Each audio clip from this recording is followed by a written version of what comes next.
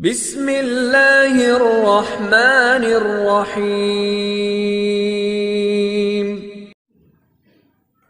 الحمد للہ الذی وکفى وسلام علی عبادہ الذین اصطفى اما بعد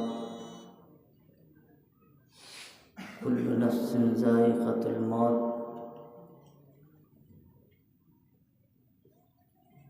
اللہ نے دنیا میں جس چیز میں جان ڈالی ہے، ہر ایک کا وقت ہے، ہر ایک کو اس دنیا سے جانا ہے۔ رفیق محترم مولانا عظیم الدین قاسمی رحمۃ اللہ علیہ میرے جونیئر ساتھی تھے۔ میں جس وقت گلستہ اور بوستہ پڑھ رہا تھا، اس وقت مولانا حفظ کر رہے تھے۔ بھائی ابرار ابھی بتا رہے تھے اپنے ان حالات کا جو ابتدائی زمانہ تھا۔ فتح پور میں بھی تقریباً 7-8 مہینہ پڑھا ہوں۔ فارسی کی بہت ساری کتابیں میرے ذمے تھی، میں پڑھتا تھا۔ تو اس وقت مولانا عظیم الدین صاحب، حافظ شفیق صاحب اور مولانا حافظ احراز صاحب، یہ سلطانہ پور کی 4-5 بچوں کی ایک ٹیم تھی، اور ساتھ میں لہر پور کے ناطے سے میں بھی تھا۔ سچ یہ ہے کہ مولانا ہم لوگوں کے مقابل میں اس وقت انتہائی غربت کی حالت میں تھے، لیکن تقویٰ اور طہارت کے اعتبار سے انتہائی مالدار تھے۔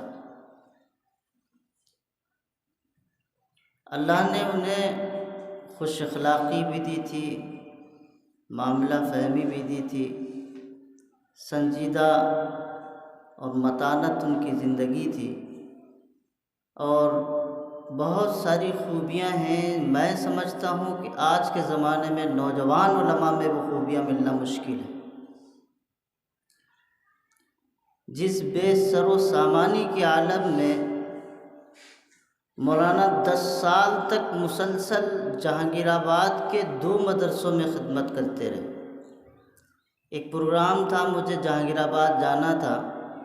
میں جہانگیر آباد جب پہنچا تو مجھے پتہ چلا عظیم الدین یہی ہیں، تو میں نے بالقصد ارادہ کیا کہ ملاقات کریں گے۔ جب گیا میں تو جو حالات مدارس میں ہوتے ہیں، بہت ساری چیزیں بتاتے رہے۔ کنز العلوم میں اس وقت موجود تھے۔ مولانا کے کمرے میں جب داخل ہوا تو کتابوں کے علاوہ مجھے کوئی خاص چیز وہاں نظر نہیں آئی،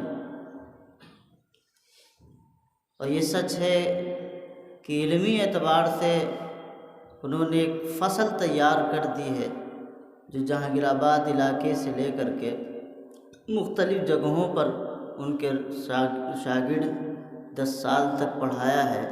ایک لمبی فہرست ہے، اور 10 سال تک صرف یہ نحویر و میزان نہیں پڑھایا، عربی 4 تک پڑھایا ہے۔ بڑی بات ہے۔ بہرحال یہ میرا ان کا اپنا تعلق تھا، اور اس لہر پور کے علاقے میں اکثر و بیشتر وہ مجھے سے وابستگی رکھتے تھے، فون بھی کرتے تھے، کبھی کبھی گھر بھی آتے تھے۔ والد صاحب رحمۃ اللہ علیہ جو ان کے تھے، وہ اسی نسبت سے مجھ سے بہت پیار و محبت کرتے تھے، لیکن یہ میری بد نصیبی ہے کہ جب ان کا انتقال ہوا تو مجھے اس کی اطلاع نہ ملی۔ تقریباً 1 ہفتے بعد اطلاع جب ملی تو میں نے مولانا سے شکایت کی، تو مولانا خود کہنے لگے میرا دماغ اس وقت کام نہیں کر رہا تھا، میں کس کو کیا بتاؤں۔ بہرحال مولانا کے والد صاحب بھی انتہائی نیک صالح انسان تھے۔ اللہ تعالیٰ ان دونوں حضرات کی قبر کو نور سے بھرے، اور ان کے شاگردوں کو ان کے لیے نجات کا اور ان کے لیے مغفرت کا ذریعہ بنائے۔ مجھے جو پیغام ملا ہے وہ قاری اشرف صاحب استاد مدرسہ نورالعلوم بہرائچ ان کی طرف سے ہے، کیونکہ ہم چچا بھتیجے رشتے کے اعتبار سے ہیں قاری اشرف صاحب، لیکن ہم لوگوں کا تعلیمی سال تقریباً ایک ہے، تھوڑا آگے پیچھے کر کے ہے، تو اس نسبت سے مولانا عظیم الدین بھی ہمارے ساتھی تھے اور ساتھ میں رہتے تھے۔ تو میں آپ کے سامنے وہ پیغام پڑھ کے سناتا ہوں۔ ہیڈنگ میں لکھی ہے اوپر، 1000 لوگ ملیں گے مگر کہاں وہ شخص، لرزتے پتے پر شبنم کی قطرے کی طرح یہ حیات دنیا کب اپنے وجود کو کھو دے اور بکھر جائے کچھ نہیں پتہ۔ سانسوں کا زیر و بم دیکھنے میں کتنا مضبوط اور طاقتور، مگر در حقیقت وہ ہے انتہائی کمزور۔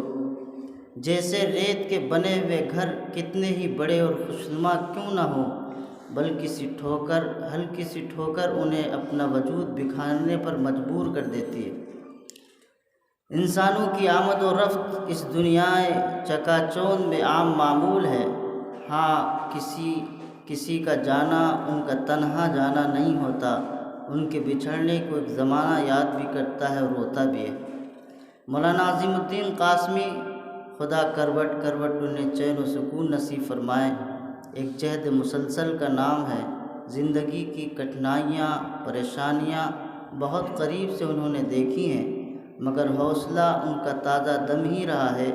صلاحیت اور صالحیت کے اعتبار سے دنیا نے انہیں مقام نہیں دیا، مگر حرف شکایت ان کی زبان پر کبھی بھی اور کہیں بھی نہیں آیا۔ میرے ابتدائی دور کے وہ ساتھی رہے۔ مدرسہ شمس العلوم فتح پور میں جس وقت حفظ و عربی کی تعلیم حاصل کر رہے تھے، میں کچھ آگے پیچھے پڑھ رہا تھا۔ خدا نے اخذ کرنے کا مادہ بھرپور عطا فرمایا تھا، یہی وجہ تھی کہ کئی کتابوں کا تکرار تنے تنہا وہ خود کرتے تھے، اور جب جامعہ مسعودیہ نورالعلوم بہرائچ میں تشریف لائے تو ہمیشہ اساتذہ کی توجہات کا مرکز رہے اور ممتاز طلباء میں شمار کیے گئے۔ مجھے ابھی بھی یقین نہیں آ رہا ہے کہ ہمارے درمیان وہ شخص نہیں ہیں۔ ان کی دل فریب مسکراہٹ، ان کی ملنساری، ان کی تواضع، ان کا عالی اخلاق، ان کی علمی گفتگو سب جیسے سامنے ہی ہے۔ یقیناً ان چیزوں کا بھلا پانا بڑی مشکل ہے۔ اٹھتے بیٹھتے لمحات کی ایک ایک بات خوشبوؤں کی طرح طواف کر رہی ہے، اور میں خوشبوؤں کے حصار میں ہوں۔ چاہتا ہوں کہ میں اس حصار سے کبھی نہ نکلوں، کہ یہی سچی اور حقیقی زندگی ہے۔ ہر شخص کو چاہیے کہ سچے حصار میں اپنے کو محصور کر لے۔ دنیا کے جھمیلے، اس کا فریب، اس کی چمک، اس کے چکر میں پڑ کر انا کا بت بن جانے کا عمل ہی ہمیں ہی کیا کسی کو بھی کہیں کا نہیں رکھے گا۔ خودداریوں کے مصنوعی مخمل میں لپٹا ہوا انا کا بت ہر شخص بغل میں دبائے طرح طرح کے بھلے نام سے اسے منسوب کر کے اپنے لیے جائز کیے ہوئے ہے، اور زندگی کی پٹری پر رواں دواں ہے، مگر یہ سراب ہے۔ سراب جتنی جلدی ممکن ہو انسان اس سے نکل آئے، ورنہ یہ تباہی اور صرف تباہی ہے۔ دوسروں کے جذبات روند کر، دوسروں کی عزتوں پر بلڈوزر چلا کر اگر کوئی خوشی حاصل کرنا چاہے، وہ شاید احمقوں کی دنیا کا اہم رکن ہے۔ مولانا مرحوم نے ایک نمایاں کام ایسا انجام دیا ہے جسے شاید چند احباب ہی جانتے ہوں، وہ ہے متشابہات القرآن کے حوالے سے۔ طلباء حفظ متشابہات سے اکثر پریشان رہتے ہیں، یاد نہیں رہتا۔ مولانا مرحوم نے اس پر کام کیا اور بے انتہا محنت سے سب جمع فرمایا۔ آج الحمدللہ وہ مسودہ میرے پاس موجود ہے۔ سرمایے کی قلت کی وجہ سے وہ کتابی شکل میں نہیں آ سکا، مگر میں وعدہ کرتا ہوں انشاءاللہ کسی بھی طرح سے اسے کتابی شکل دی جائے گی، اور ایک عام فیض اس سے جاری ہوگا جو انشاءاللہ مولانا مرحوم کے لیے توشہ آخرت ثابت ہوگا۔ مولانا کی زندگی کے کئی ابواب ہیں، ہزاروں دلبراہیاں مولانا میں تھیں، پھر کسی موقع پر انشاءاللہ حاضر کروں گا۔ پھر مختصر عرض ہے، ایک شخص میں تھی دلبراہیاں کیا کیا، 1000 لوگ ملیں گے مگر کہاں وہ شخص خدا مرحوم کو بلند مقام عطا فرمائے، پسماندگان کو صبر جمیل عطا فرمائے۔ محمد اشرف قاسمی، خادم شعبہ تجوید و قرات، جامعہ مسعودیہ نور العلوم بہرائچ۔